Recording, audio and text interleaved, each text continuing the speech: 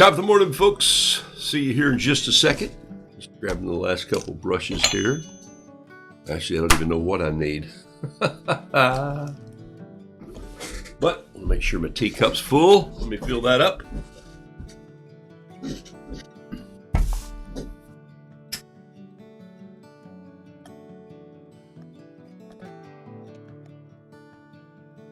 Voila.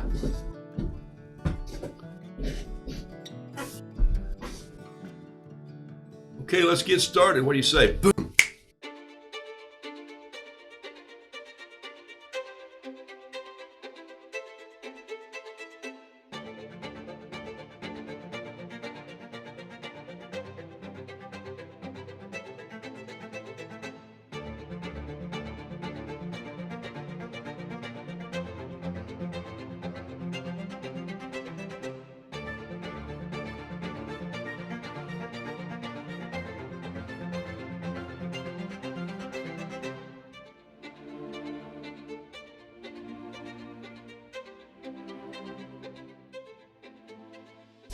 At top of the morning to you, I'm Michael. Grandkids call me Roo, and I think my audio is on the right place today. I'm about to learn how to do this streaming thing. It's taken me almost, 2.5, 3 years, but I'm getting there. Hey, 3 years, I think, actually. I've been doing this on and off.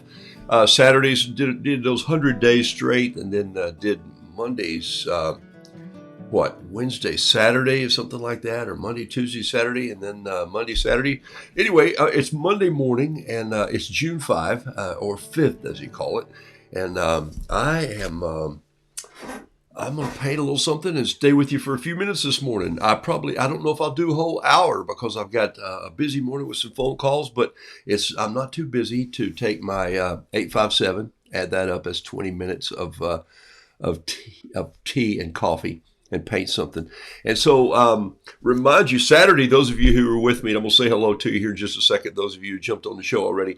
Saturday, I literally was reminded of how fortunate, I didn't use the word lucky, because the luck has come with repetition over and over. But I was fortunate to fall into some simple tools and some repetition of watercolor with a style that I felt like I knew in my mind I wanted to go toward. And that created a looser painter for me. And so that's just what I've been teaching, and that's what I've been instructing others, and it's what I talk about when I go places and they ask me about art, and they still say the same thing. Thank you, you're an artist. And I'll go, no, but I think like one. And so I used that line again yesterday. Someone said, you're both artists.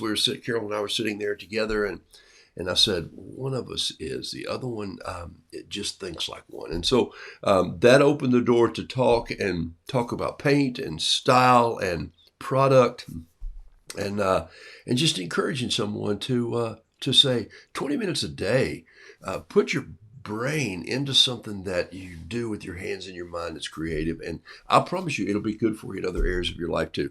So that's why I do this. I do this because I love connecting stories with people. Everybody has a story. I just sort of fleshed mine out in color, and I tell them some.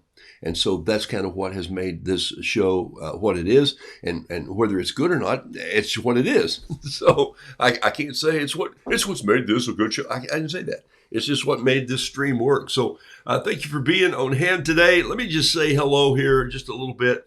So Jennifer Thistle, thanks for jumping on, and Dorothy Beasley and Donna Bellick. Linda Schleitney from Always Beautiful, Ohio. Karen Binder, Cinder Minder. Jean Anthalzer, thank you for being on the show. Miss Carla, glad you're with us this morning also. Mary Kay Spencer Ritzau. Man, once again, take that big pencil on that little first grade paper with those big lines, and you've got a name that's about this long. I love that. Stands out.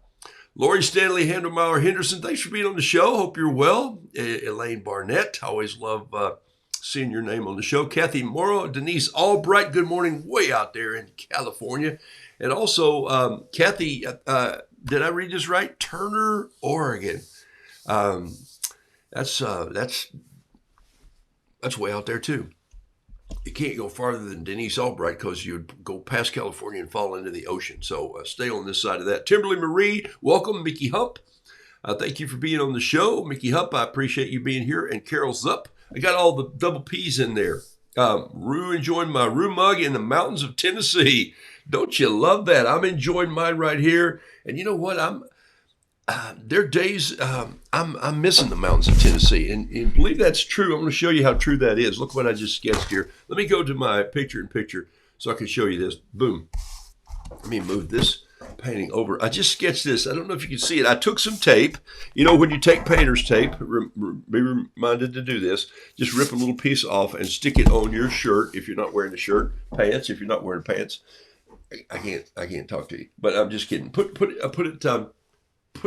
this piece of tape on your pants leg or on your sleeve like this right here.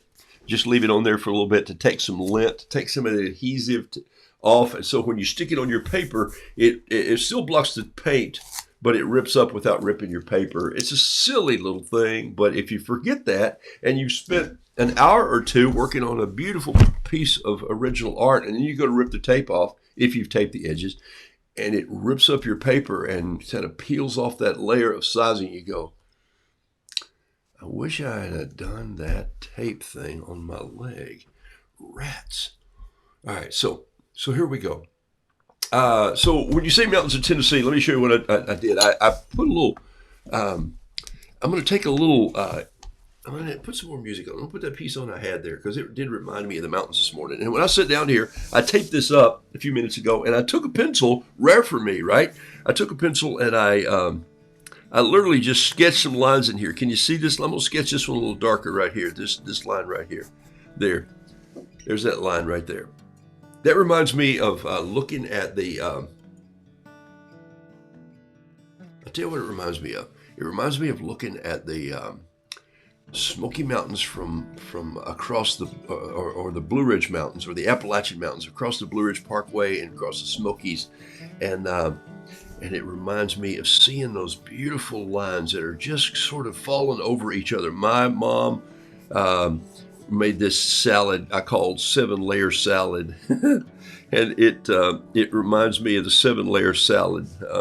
1, 2, 3, 4, 5, 6, and maybe this 7, that last layer right back there.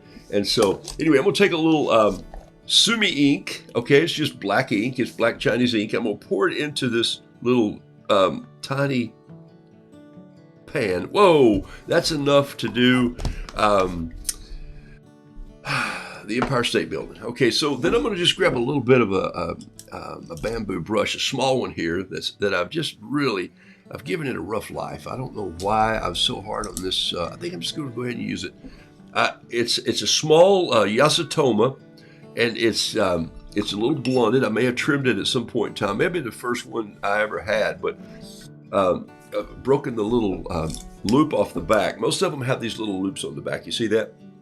That's because when you're done with them, if you hang them up like this, if you hang them on a little wire like this, they all stay pretty straight in their being. But I don't generally do that with some of mine. I keep 2 or 3 in here just to pull it off. This is a Yasutoma number 1 right here, and it's one of the longer ones, so to speak. And in fact, I'll just use it and show you what happens to it. It's all frilled up. It looks like this when you lay it down, but when you put it in water, you see what happens to it. It just turns into this beautiful little brush. It's goat hair. This is just the ink, and I'm going to show you something about lines here. And just look at this. I'm just going to make this line across here like this, and I'm going to make another one here. Just dragging the same. I didn't add any more water or anything to my brush. Now I added a little bit of water, and I'm going to drag this line across here like this. A little more water. I still haven't gone back and added any more ink to it yet, and a little more water. And now I'm actually adding this line back here, a little more water, and I'm adding this line back here. And you see what I just did? You're thinking, well, that just looks like a bunch of silly lines, but watch what happens when I just blot a couple of them. Just kind of go in there, just grab some of that ink off the page that hasn't blended in yet. And then I'm going to come in here and just get these waggy lines, wavy. I think I said waggy. That's a good word. I'm going to keep that word, waggy lines. Just come in here, grab a little bit of this and bring it in. And so I'm gonna come back and I'm gonna lay a little something on this in just a second, but I'm gonna bring these right over into here I don't know if this would work. I just thought about it this morning, and the mountains at a distance look sort of green. Um, by the way, just to show you my palette one more time, if you're just joining me today, this is my normal working palette that I've had for about 7 or 8 months. It's just a large cast iron skillet, a little 5.5 by 5.5 square, 5.5 square actually. Um, 5.5 in the bottom, 5.25, 5.5 up here. These are full pans. These are little plastic pans that are full. Take a look. They each have a little magnet on the bottom, and then boom, and I just drop my colors in here. And these are a couple quarter pans or half pans here, full pan, half pan. And I have a couple little colors in here that I use every now and then. So this is my go-to palette when I'm sitting in my studio desk. This is my, if I want to go outside, the last 3 or 4 evenings, I have spent the last 2 hours of the evening outside just listening to the birds and painting. And sometimes I'll just grab this butcher's tray. And this is a butcher's tray. And my messy desk here with my computer and everything that drives this show. This is, I think it's about 8.5 by 11. It's a little less than that actually, but I think it's 11 inches long by 7. Maybe it's, yeah. Anyway, cheap, inexpensive. You can buy this on Amazon. You get it from Cheap Joe's Art Stuff. It's enameled ware. It's good for serving watermelon in and fresh fruit in the summers, or just make it like this.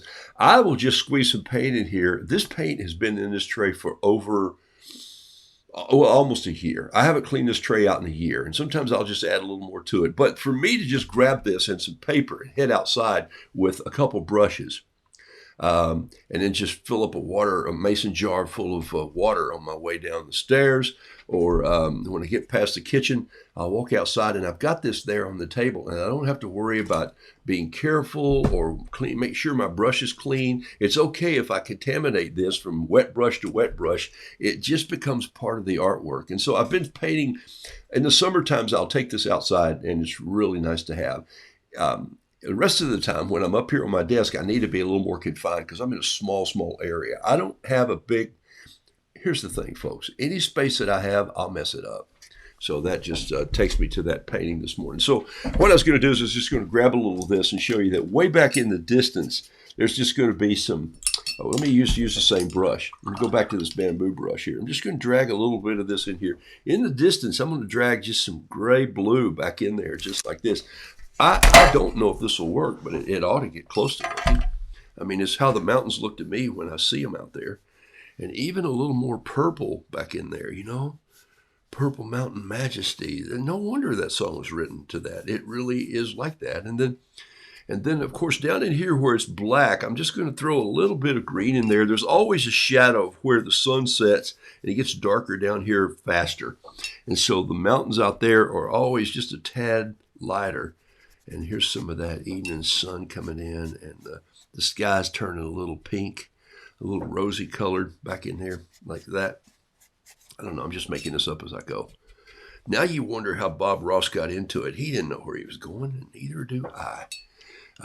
He probably had more of a plan than I do, but anyway, it gives you an idea of how fast this can just happen if you just have some fun with it and just start blowing it about. And I'm going to come back in and darken those lines in a little bit and just give you an idea of how this becomes a mountainscape that's if you're teaching kids, this is a great way to say you're working way too hard on the mountains when you could have just started painting lines.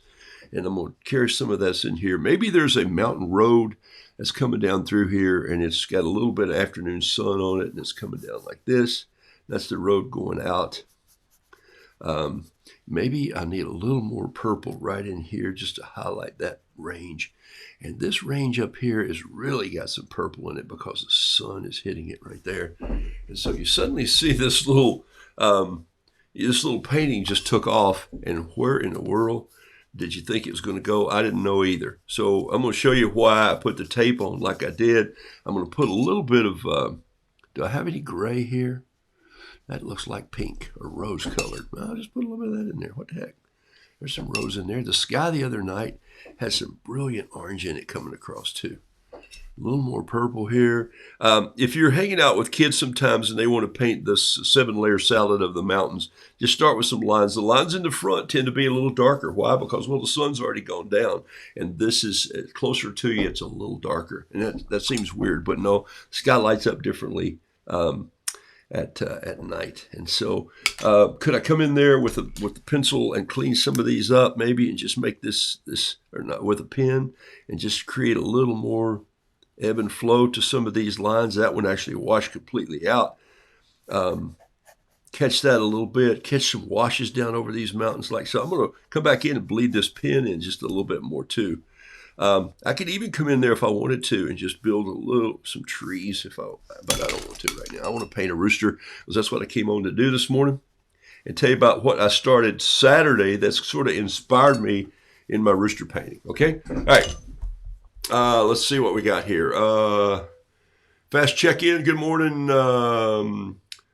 Marion. Did you get an email from me? Send me an email. I got a couple paintings here. I think that one of them has your name on it. Would you do that for me if you're still on the show? Sent you an email that may have not got to you. Linda Linhart, thanks for being here from sunny Orlando. We could use some sun today. Heather Kuhlman, I think I said hello to you, maybe not. So anyway, this is just I'm going to rip this off and show you what happens when you just put that tape on there like this. Now I'm going to pull the tape up, so just take a look. I'm just ripping it off just like this. Remember, I put some lint on the tape before I put it down, and now I'm peeling it off, and you get this little simple sunrise or landscape painting that a child or an old man would be happy to take a look at. It's colorful. It's got some life to it. It's a kind of a fun little painting, and that just started with some ink. And look what's happened here. You see how all this has just sort of washed up into it where I left the ink down there? That to me is a little bit of just the brush and the weeds and the vines that are closest to me that have a little more detail. No detail back here. This, if I had one color to put in, wait, what do you mean if I had? I do have it. It's right here. It's French gray. I'm going to come right in here with a little French gray and just start popping a little bit of this right in here. Why would I do that? I'll tell you why in just one second. Because I want the Smoky Mountains to come alive, so I'm going to take a little bit of this titanium white, and I'm just going to drop some fog over the tops as it's coming in. And I'm going to use a little more yellow right in here. I just wanted a little bit of a bright spot in this field right here, just like it's still hitting somewhere. And maybe right here, just a little sunspot that's hitting from this orange that's coming in and lighting that little hillside right there. That's where I wanted that. Okay, now I think I'm done. Okay, there you go. There's a little shot of western North Carolina in the summertime, maybe with fields purple. I kind of like it. All right. It gives you an idea of how just quick was a few lines and just letting them flow. Not trying to look at the landscape and make it look what I see, just what I remember. And that happens that fast if you want to try something like that. Dang, that's a pretty good painting, even if I did throw it down there in the floor. Hey, I've been painting on some different papers. I think you want to know. And I'm going to do a little rooster for you here this morning before I run away. What is that? And where did it come from? I have no idea what that is. You'll always find wherever I go, I'll leave a big wake. And so you're always going to find all sorts of things. I picked this up this morning lying in that pan. It's 3 red birds and some bubbles. I don't know. I was trying to just do a little red bird. I did paint a red bird, and he's going to be on a picture that I'm posting. He was a little red bird looking out. So that's probably what that's from, now that I'm thinking about it. All right, so here's what I'm going to do this morning. Let me move my ink over. I've got my Kilimanjaro, 140 pound. This is the rag cotton. And I've got this Kilimanjaro that I've been painting on, which I really do like too. It's a little more natural white. In fact, look at that. One piece left. I guess I better get off at the art store. I think I have a full one over there, though. So this is Kilimanjaro. It's 140 pound. It's sized a little differently, not sized as in bigger, sized as in a different substrate on here. And it paints a little differently than this paper. This paper is bright white. This paper is a little more natural, or I think they call it natural. I'm sure they do. So let's do this. Drove through this beautiful Tennessee mountains yesterday on our way to North Carolina. There you go. Aren't they unbelievable? Chris Whitaker, didn't see your name on the show this morning, but good morning to you. Glad you're here. And let's do this. I was working through my little journals the other day. You remember the ones that I said I started this show with? I'm going to paint out of that, I think. And I pulled out one of my earlier books, the one that sort of started Rue, and I realized I did 6 of these in 2007. Here's the date right here, '07. Living at this address, and I was just flipping through, and in fact, I need to put a little red dot on. Oh, I did put a red dot on that, and that was the painting. And I thought, I haven't thought of these stories in a long time. How I was um, painting a little rooster with flare pens and watercolor pencils was the show I did on Saturday. And I forgot how I enjoyed writing a longer story and caption of really what that meant to me. And that's the fortunate part about my learning watercolor that I didn't recognize. And now that I look back at it, now that I'm helping other people start in that and hopefully encouraging you to do so, I realized the repetition was always there. I was doing it over and over and over. And then, now that I'm a little smarter in my old age, I realized, especially after working with Dr. Jim Poole and Fast Brain and shooting all those videos for him and helping ADD, ADHD people, I realized that I suffered from that. I just repeated things over and over and over, even whittling and even target range and even training bird dogs over and over and over. Hold the dog, hold the bird, make him point. All of that was repetition over and over. And so in the process, I sort of trained myself. And so it's not that I'm proud of that and I didn't go to art school. It's just that that repetition made up for a multitude of other bad mistakes that I probably made along the way and still do in watercolor.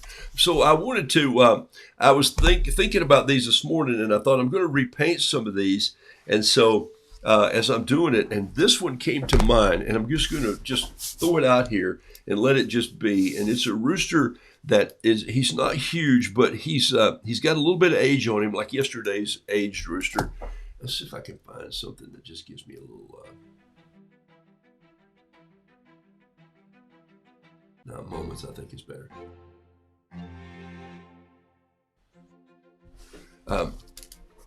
So I'm working with a number 7, but I wonder if I should switch to a 5 and maybe thin it out a little bit. I think I'm going to. I'm going to switch to an '05 Pentel needle tip. Hey, look, people buy these all the time and they're so excited that they have them and they go, oh, I have this great pen that I bought. You told me to get an Intergel liquid gel ink, and I did, and look at it and I'll go, did you get the needle tip? And they go, the what? Needle tip. Make sure the case, make sure the box, make sure the wrapper says needle tip. It doesn't have to, but if you don't, you get a ballpoint looking pen that has a big bold end on it and you're not going to be happy with it. This is the needle tip, okay? So remember it. And how you can tell is because if you leave it open, you stick it in your hand. Yeah, you'll remember it right there. So I was going to paint this little rooster here. Well, he's not little, but he's going to be big enough. I'm going to create myself a little space here, just like this. He's got a little bit of a longer beak, and he's and I don't know if I want to paint with this one or not. Or how about that? After all that talk about this pen, it's out of ink. Well, okay, so I'll just have to put some in. Shucks. Here we go. There's a 5 right there. Nope, that says 7 on it also. I may be doing this in a 7 here after all that. Here's 5 right here. Okay, there's a brand new 5. I'll just pull the top off. Excuse me, a little sneeze.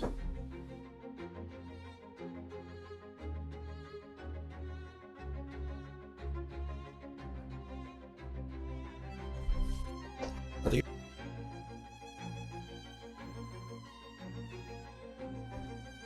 Yeah, there. Okay. I think this sage. Um,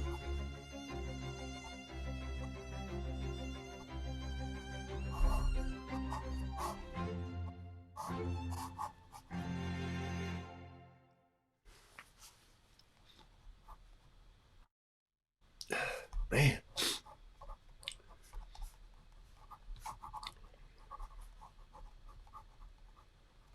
just a little raggedy, and I wanted him to look raggedy, and I'll tell you why in just a minute. I wanted him to just look like one of my earlier ragtag roosters, that he's just a little bit disheveled. I think that's the word that I'm looking for, disheveled, just a little bit disheveled.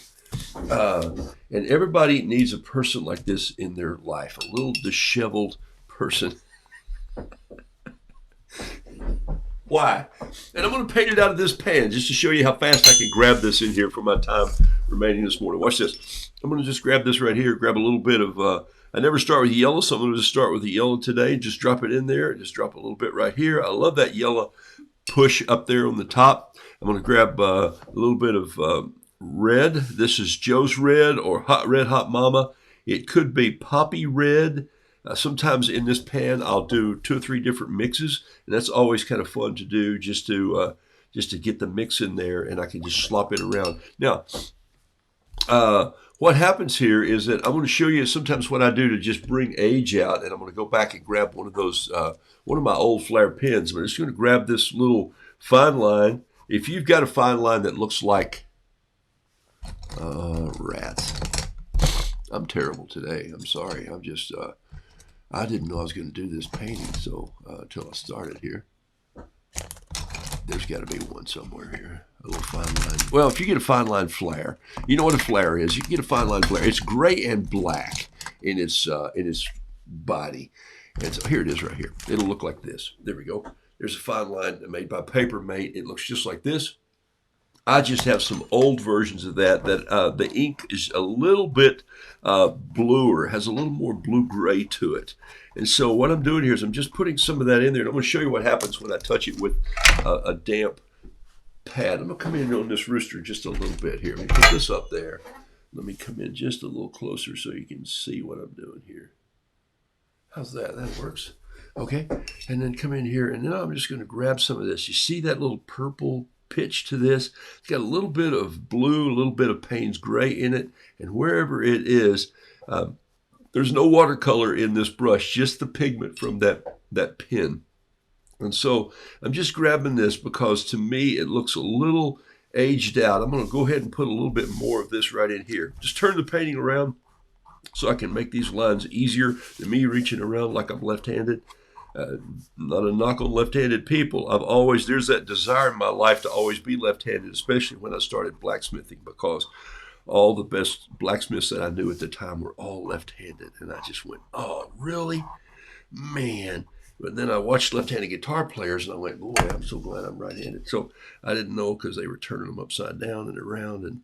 And so what I'm doing here is I'm just adding a little bit of water in here to just give this a little bit of age. And I'm going to put a little bit of purple in there.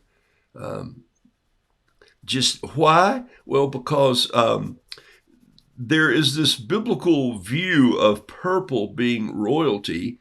And the reason, if you don't know the reason for that, it's, excuse me, my sinuses just took off. It's the reason for that royalty is because the blue and purple colors were so hard to find in nature. You can get all beets can make red, and oranges can, just all sorts of things. Leaves, different leaves, and you boil the leaves, and different. Purple came mostly from little snails, or from I guess you could get blueberries and crush them out, or pokeberries, as we used to say in the kids, but those you don't want to get on your hands, and so. So purple dye was hard to come by. So even the people who were, it's almost like the pineapple. People who had the most money wore the most purple at the time. And so, in fact, so you saw a lot of royalty or a lot of dignitaries or even some of the prophets who wore purple. And so it's fascinating. So I'm putting this purple on here for a reason, because even though he's got a lot of gray in here, it's a council, it's a judge's robe. Here's where I'm headed. This is my sage. So this is one of the paintings that I did early on when I was thinking about painting a person who had been a mentor in my life. And I'm being serious here. I had a mentor that he didn't say he never said, I'm a coach or I'm a mentor. He never said, oh, I'm coaching you because you don't know anything. He never said, You have to come and study under me. He just showed up and started being a mentor. He would say, "Wow, that's really good what you've done here. Have you ever thought of adding this to that?" And I'd go, "Wow, that's a great thought. Have you ever thought about doing this? You don't need to, but if you ever put this with this, it's almost like if you go to a cooking class and the cook says, stop, just use 1 cup. I said 1 cup. And you go like, here, just put some flour in there and make it the consistency that you're after. Add a little more butter in those biscuits if you want them to that butter to melt, and let the steam rise up and leave it in chunks in there so it loosens up the dough in the inside. Did you know all that takes place? It's scientific. In my life, it didn't need to be as scientific. It needed to just happen naturally. And so he was the kind of guy who said, you know what I wish? Um, I wish you would just realize how talented you are in some things in your music. But that song sounds like the last song you just wrote.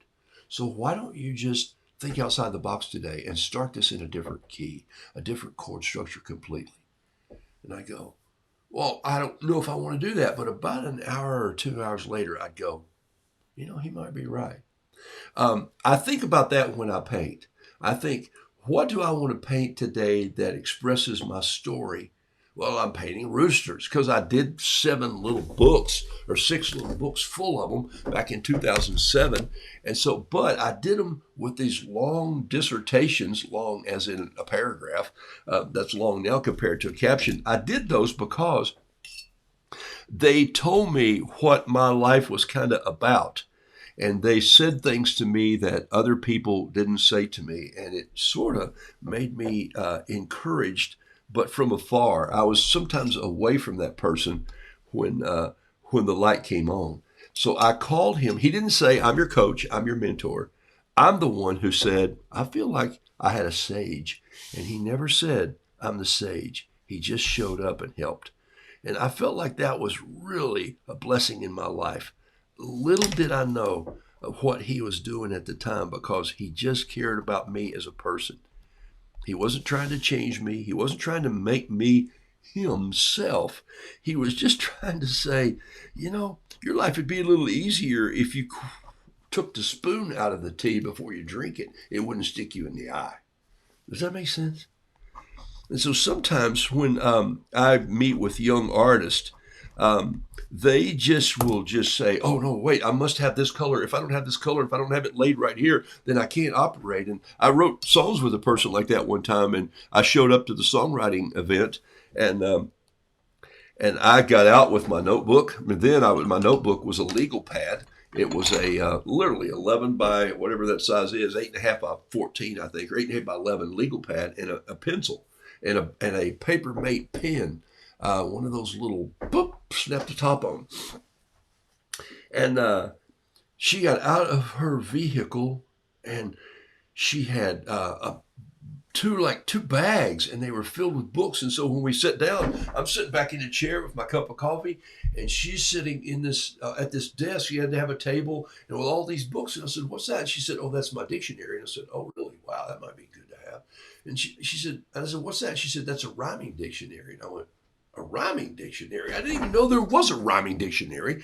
And so she said, yeah, well, I just, sometimes I can't think of words that rhyme with other words. I'm thinking, really? Like dog, smog, fog, bog. I just go through the whole alphabet and go, I'm out of words. There may be other words. And go like, yeah, but if there are other words and I have to look them up in the dictionary, the majority of the people aren't going to connect to them in a song. And she goes, well, I never thought of that. And I'm not saying I'm right. I'm just going like, we all had our style. And so part of that is you all have your style. So sometimes I'll just suggest to people that I paint with, have you ever thought of just turning this around and changing it a little bit? Now I'm going to just wrinkle this guy up a little bit like this. And I'm going to take a number 3 preppy pen, because I think it'll write on this. And I'm just going to make some what I call almost like the rooster that I did yesterday of being age. I'm just going to take and make some squiggles out here and some wrinkles. It's hard to make a wrinkled person when that person's covered with feathers, but I think you'll get an idea of where I'm going with this. Okay, so, and then I'm going to come in with a little bit of gray in a minute here. And so I want this to be a sage, and that's my word today that I feel like sometimes I get to be a little bit of a sage without being a know-it-all sage, but I'm sure they think it's know-it-all. I get to be a little bit of a sage with my grandkids because they'll say, "Hey, Rue, we should do such and such." And I go, "Yep, you could do that. That'd be great." And they say, "Well, what do you think?" And I go, "What do you mean, what I think?" Because, see, if I tell them what I think before they ask me what I think, they're not listening anyway. But when they ask me what I think, and I'll go, you sure? Then if you're asking me what I think I should do, then I would put this over there, okay? Uh, so, have you ever met a shoveled person? I said disheveled. That's a funny line. I like it, Miss Carla. Of course you would think of that. Yep, this person is quite shoveled. Rue, do you have an art supply budget? No, seriously, how do you budget supplies? Miss Carla, I budget supplies on two ways. Yes, sometimes I have art companies who help me out. They'll send me supplies and they'll send me things, and Cheap Joe's is known to do that from time to time for me as an art ambassador for them. Other times, I sell paintings, and I sell small paintings, and I sell them inexpensively, originals, and I'll use that money to eat out on and buy what supplies I need. And so that's how I make this go. Art supplies can be very expensive. So that's kind of my laugh on that. Yeah, I use a lot of art supplies to do this show. And then I also, hey, I'm just going to tell you, me and the IRS have a deal too. This is my business. And so I write those art supplies off because I sell art and I bring in money from art. And so this is my expenses for doing art. Just like my camera gear. I have a computer, I have a camera here, I have a camera there. I have two more cameras in here that one of these will die. And if this one dies, it's under $1,000. If that one dies, it's a couple grand or more. And so these are pretty decent cameras that I use. There's lighting in here for my video business. So that's kind of how it's, and also you're looking at 15 years of collected stuff, and I have to weed that out every now and then. And so sometimes I'll do art that I'll get together, and I've got some art supplies that I've just put together for a family that's going out west for a week. And so my gift to them is to go sit down with them an hour, 5 boys and the 2 parents, and talk about journaling and how to sketch. And I'm going to be doing that next week. And then to give them some supplies and say, go.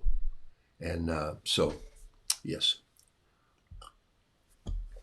I do have a budget for art supplies. And I will tell you that over the years, Hanamula has given me a couple things. Some people have given me some different things. Cheap Joe's has blessed me tremendously in the past few years by being a part of my life in the art world and saying, hey, you need that, we'll help you get that. Or there was a time where we went to Africa quite a few years ago, and they made a lot of brushes and paint available to me to take and leave in that country. And so that's pretty cool. So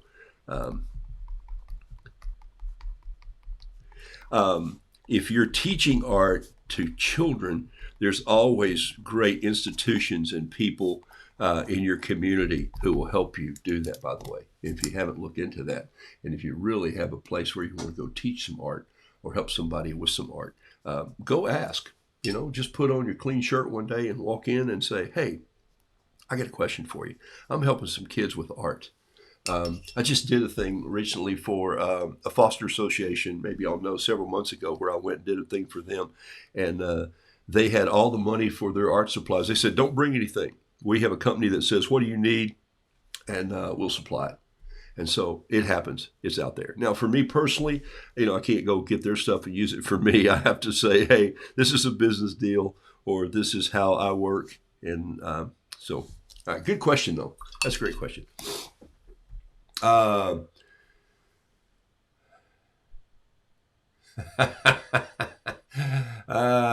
Eek, those cameras are expensive. Yeah, Karen, my cameras are expensive because I have a media company. Like right now, I'm shooting some videos for a company I'm doing some of their sponsor spots that, and if they turn out well, I'll show them to you online. I'm actually doing some I wouldn't call them commercials, but well, they are. They're story bits. They came to me because I'm a storyteller, and so that's my production world that I stay in. All right, so this guy who looks a little disheveled, not shoveled but disheveled, who's is my sage, and so and here's what happens. Everybody needs a sage. They need a mentor, but I don't need. I don't need. Here's what I don't need. So I'm on my rant here a little bit. Is it Denise that says I'm on a rant? Yeah, so Denise, here's my rant. I don't need somebody coming to me out of line and telling me whether they're out of line or not. I'll feel like they are and saying, you know what you need? You need a mentor. I'm thinking like, well, here's two rocks. Go sit on the hillside and pound them together and just wonder for a while and wonder why you said that to me. I never say hurtful things, just silly things that people have to go think about. There's no point in saying hurtful things. But when I see what somebody's doing and I go ask for help, then I'm asking a sage or a mentor's advice. So for me, that's a little different things. I have people all the time that say, you should be a professional coach. And I go, I don't know how to coach anything. In fact, I did the decathlon really well. I played football decently. But my point was, I didn't want to go do that farther than my school days. And so I'm done with that. And I don't need a coach in those things today. Now, doesn't mean that if I go looking for someone and say, hey, this arm hurts because I'm pounding with blacksmithing all the time and this one feels atrophied, and a coach says to me, or I say, I need your help. And somebody says, hey, just take this weight and lift it as much as you hammer with this one, and you'll notice that your arms will feel equal again. And you go like, oh, I should have known that. But my point is that everybody needs a sage. And that sage may just come alongside you and say, I really love what you're doing here. I try to do that with my granddaughter, who's a songwriter, who's written 85 songs. Okay, when you probably boil them all down, she's probably got 15 really, really good ones in there. I once read a thing that this band Coldplay, he says when we get ready to turn 10 or 12 songs out to the world, we've probably done pieces of nearly 200 or 300 songs that we've tried and thrown out and said no, but we eventually will pull from there and pull from here and pull from there, and we'll put together the ones and the courses and the pieces we want. That's the songwriting that you need someone to help you in on. And so for me, I think that's what I try to do with her. I'll try to say, whoa, that is a great line, but that line that has as many words as you go, whoa, that had more words than I could even figure out. Let's see if we can rephrase that. I do that on my captions too. These long captions that I'm saying now on the old book, I just wrote what was on my mind because I had a page to do that. Here's what I was painting toward this morning. A little tiny little rooster in these journals that I would just write a caption. Everyone needs a sage, a mentor, a friend who has seen the dangers, who has lived the storms, and who watches out for you. Learn from this and then go help others. Crow encouragement. And I went, I'm done. I wrote that in 2007, thinking in my life, I just walked through some very, very hard stuff. I needed a mentor or a sage. And I don't know if I was smart enough to go ask one, but also no one came and said, let me tell you how to get out of this jam. I didn't need that. I needed a friend to pull up a cup of tea and say, how's that going for you? That's good. Wow. What are you doing? And almost not like a counselor, but almost like a counselor to say, I'm with you on this ride. Let's see if we can pick through it. Let's see if I can find you a path through the briars. Okay? Instead of just being pitched in there. So like a children's story. I like this rooster because he's, now watch this. I'm going to bring some age into him, and I'm just going to do that with this same brush here. This is number 1, Yasutoma. And by the way, Yasutoma sent me 150 brushes that I mailed out to some of you guys, and then they sent me a pack of free brushes that I took with me to Orlando a little over a year ago. And so what happens is that I wind up getting tools when I go to places and paint sometimes. Some of the Hanamula paper that I came out with and have sold some recently, even on my paintings, I got at the painting week, just like everybody else. Everybody got a little bit of Yasutoma, and it was kind of fun. Or Hanamura. And this paper, by the way, right now is as Cheap Joe's is working on trying to get this back into stock. Right now, you can't find it locally at their store here, so I'm trying to order it from them. But there was a guy who ran a blog post recently, and he talked about, he's a very famous artist, and he said, this is my favorite paper, and suddenly they sold out. I talked to Brian, and he said, man, it's history. We can't get it. We can't even get it made. They have the paper shipped to them, and then they put it together and bind it in their local store up in Boone. And so my goal is to go see them again this summer and get up there and dance in this, have lunch with a couple friends and take them to lunch one day. They don't need to take me to lunch. I need to take them to lunch and just to say, I appreciate you. So now I'm just going to grab a little Payne's Gray here. What happened to the person of an old prison near the area? Hey, Dorothy, what a great story. I'm so glad you asked that question.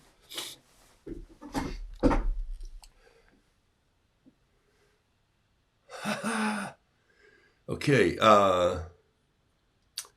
let's see. I'm going to answer it right here. Okay? I'm going to answer this question for you right here. Maybe. Reds. Here it is. There's a bill in Congress that is going to be voted on soon. And it's an unbelievable bill that's taken this long for them to transfer a portion of this. They switched locations for this Anson Correctional Institution to this nonprofit corporation. It's called Proverbs 226. And for the sum of $1.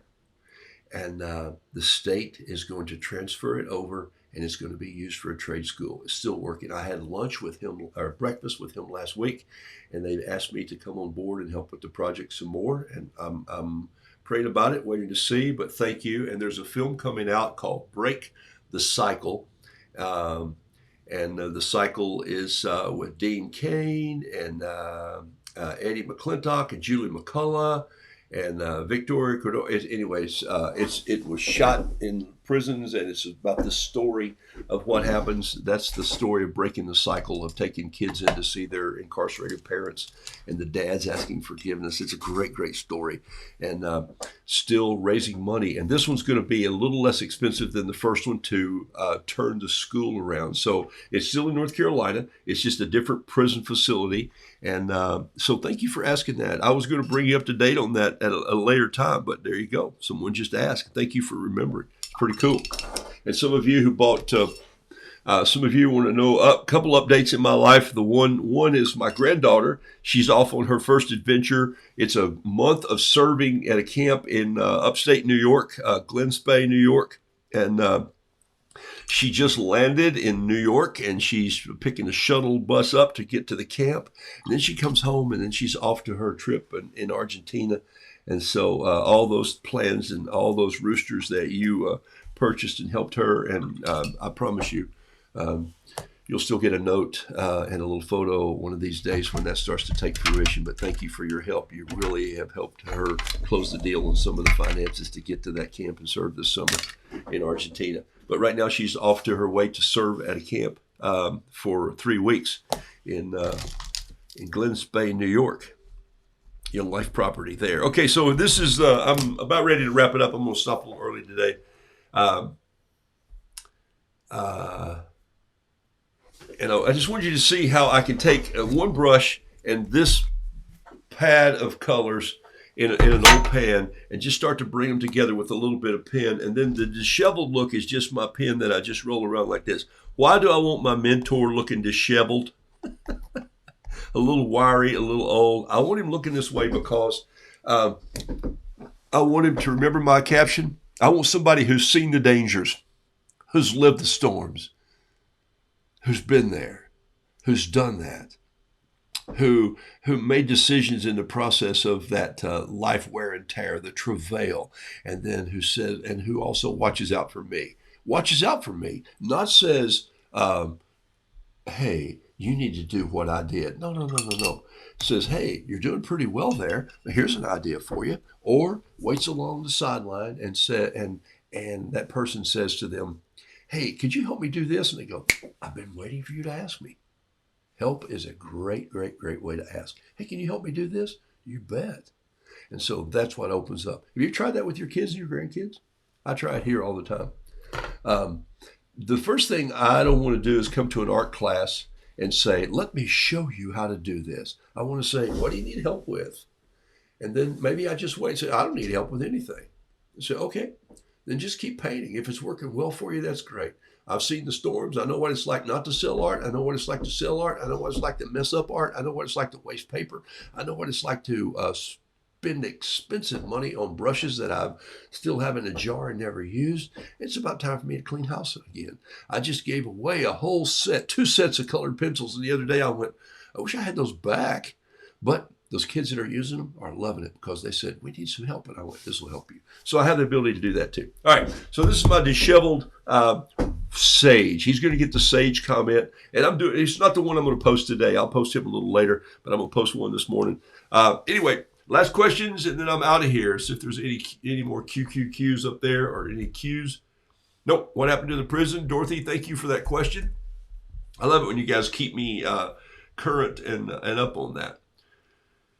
And yes, Tissy from 2000 to present. I see your painting progress a little more disheveled.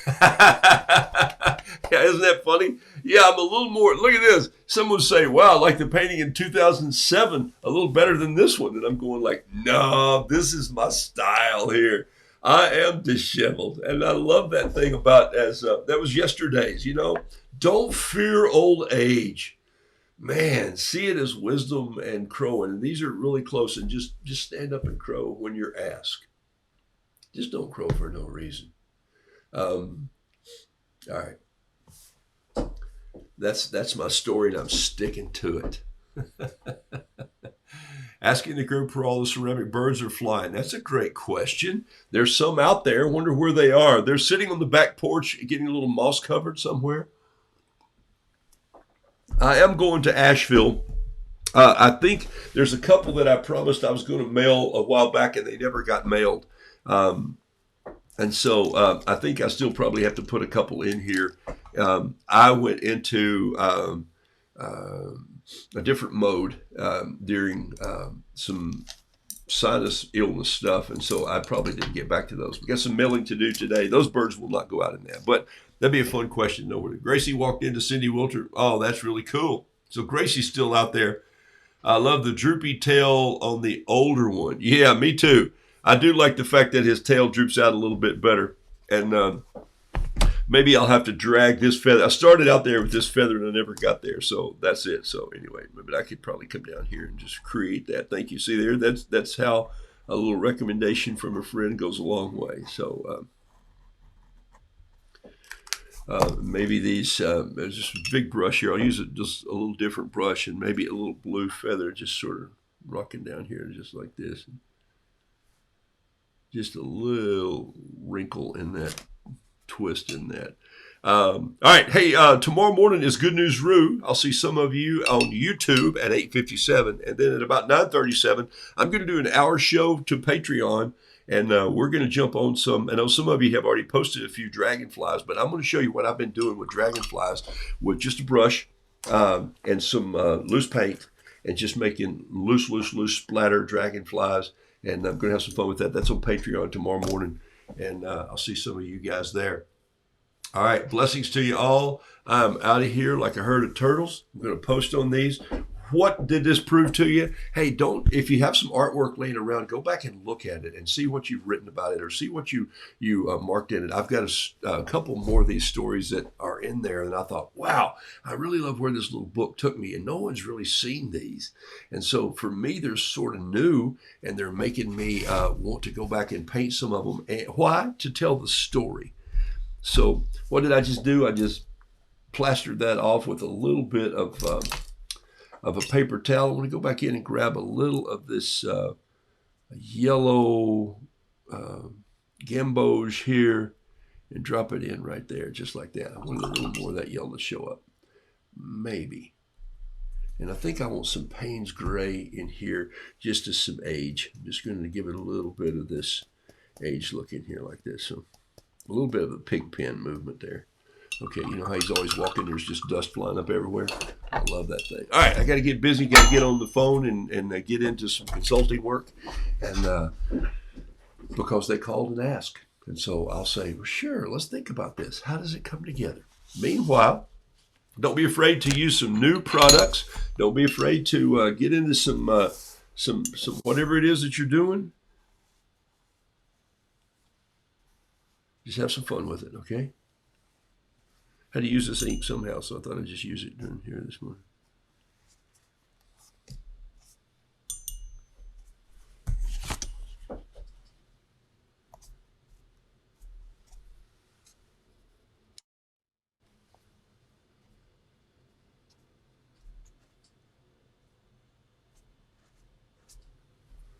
Yeah, I love India ink. This is Sumi ink. So fun. It's just fun to play with. And man, does it work great on this kind of paper. Wow, it is so awesome. Just awesome.